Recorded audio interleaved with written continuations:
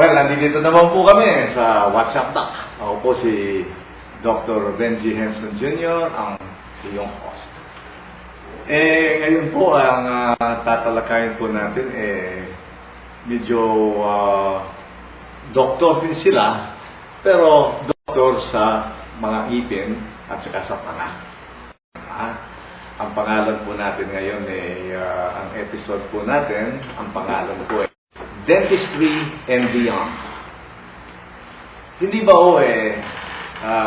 sabi nga nila pagkatapos po ng isang taon yung alam natin, marami yung mga alam po natin kung minsan pasay na.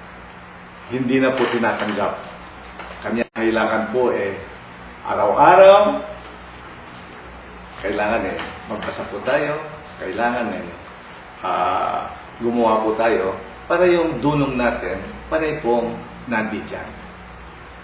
Kapag po wala yan, hindi po tayo magtagumpay sa trabaho natin. Lalo-lalo na po sa medisina at saka sa dentistry. Ito pong paksa natin ngayon, Dentistry and Beyond. Marami po ako mga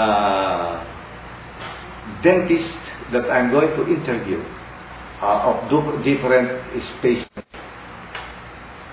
Kamukha po ng, hindi ba, kung minsan meron tayong pasyente riyan yung, ito po itong panga niya.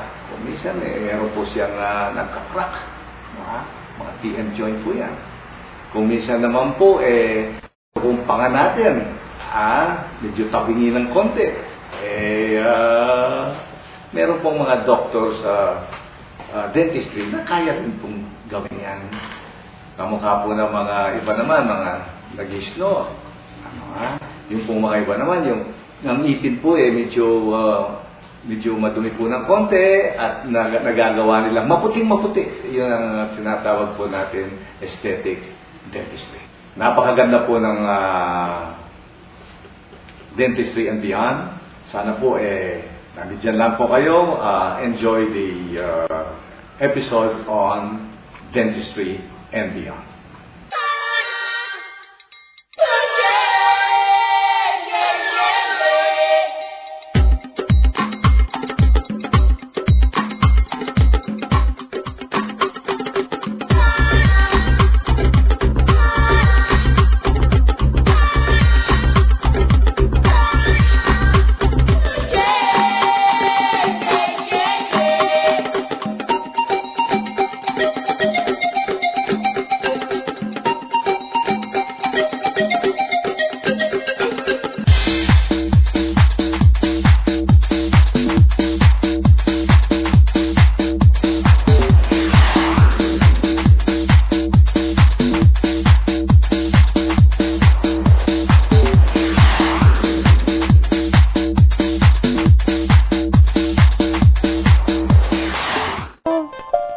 Sali naman ako. Hindi pwede. Tayo na lang maglaro.